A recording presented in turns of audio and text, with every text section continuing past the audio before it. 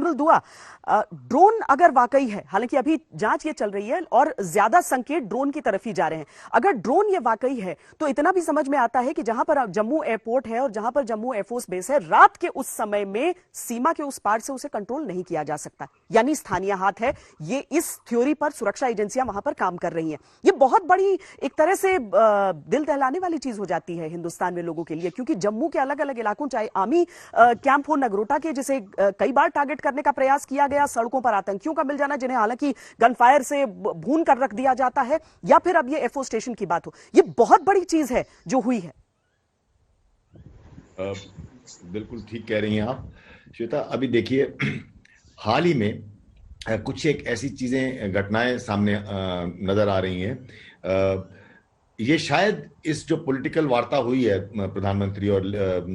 जम्मू कश्मीर के लीडरों के बीच में, उसके जब अनाउंसमेंट हुई उसके पहले से आप देखें तो कश्मीर की तरफ एक मिनट के लिए मैं जाता हूं, उधर आप देखें अभी बहुत सारे ऐसे अटैक हुए हैं। पुलिस कांस्टेबल, पुलिस के कर्मचारियों को जो ऑफ ड्यूटी हो उनको गोली मार देना, सिविलियंस को गोली मार देना। अब सिक्योरिटी फोर्सेस से जूझने के बजाय ये छोटे छुटपुट घटनाएं हो रही हैं ताकि वायलेंस को उसका the pot is kept boiling, यानी कुछ ना कुछ चलता रहे, ये अपनी रेलेवेंस दिखाने के लिए। आप ये भी देखेंगे कि इसमें ज्यादातर पिस्टल या छोटे हथियार इस्तेमाल किए जा रहे हैं, वो AK राइफल्स वाला वाकया कम हो रहे हैं। दूसरी तरफ अभी हम ये घटना देखते हैं जो कल रात की जिसकी हम चर्चा कर रहे हैं, ये भी एक, जैसे आपने कहा कि ये जम्मू, ये डोमेस्टिक है, यहां से हो रही है, ये पाकिस्तान की तरफ से, मतलब इतना दूर से कंट्रोल नहीं होने वाली चीज है, तो क्यों की जा रही है?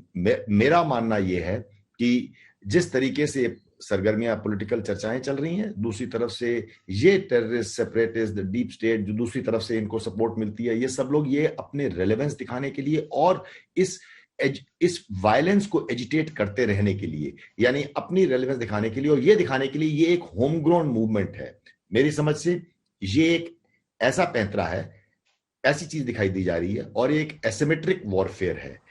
अगर आप ड्रोन्स का इस्तेमाल करते हैं, एसिमेट्रिक वॉरफेयर इसलिए है कि हमारे पास बड़े बड़े रडार्स हैं, हमारे पास मिसाइल सिस्टम्स हैं, एयर डिफेंस सिस्टम्स हैं, लेकिन ये एक छोटा सा ड्रोन होता है और जिसको ना चलाने के लिए कोई ज्यादा स्किल की जरूरत है, जो छोटा सा। इसीलिए मैं उस एयर डिफेंस सिस्टम की तरफ इस चर्चा को पहले ले जाऊं बनिस्बत इसके कि किस तरीके से ये हमला हुआ है। Group captain Jha, air defence system की जब हम बात करते हैं तो हम समझ जाते हैं कि जो पूरा एयरफोर्स स्टेशन है वो सुरक्षित रहेगा। बड़ा खतरा तो छोड़िए, क्या एक छोटा सा खतरा इस तरीके से घुस सकता है उसमें? क्या छकाया जा सकता है उसे? कैसे मुमकिन है सर ये? श्वेता जी, गुड आफ्टरनून टू यू और आपके चैनल के सारे व्यूअर्स को।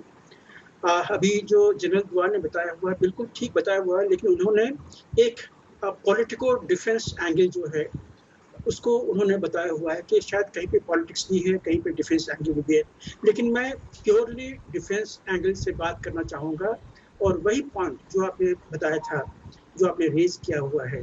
कि रेडार रहते हुए, एयरफोर्स रहते हुए ये कैसे घुस आया,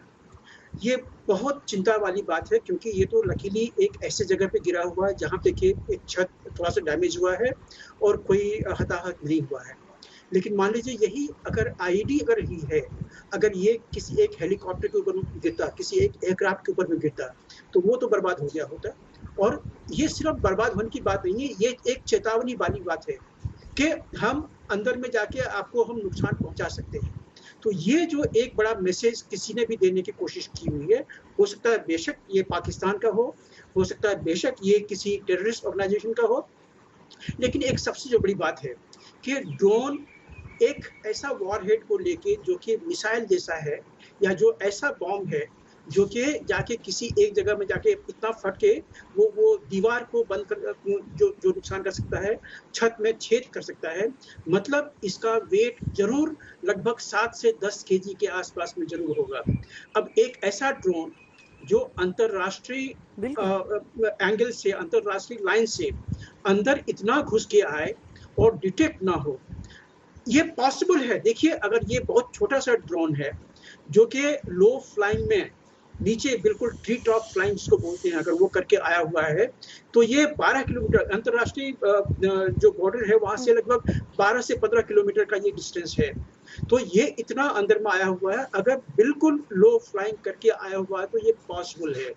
रात के अंधेरे में आया हुआ है, इसीलिए जो सिक्योरिटी एजेंसीज हैं जो कि एयरपोर्ट के चारों तरफ से निगरानी करते हैं, जो कोई भी जो लो फ्लाइंग ऑब्जेक्ट है उसके लिए, तो वो उसके आंखों को चूक हो गया होगा और ये ऐसे समय में आके गिराया हुआ है जबकि सिक्योरिटी एजेंसी भी यूजुअली जो गन लेके सिक्योरिटी के पेरीमीटर पे होते हैं वो भी शायद ऊँग रहे होंगे उस समय।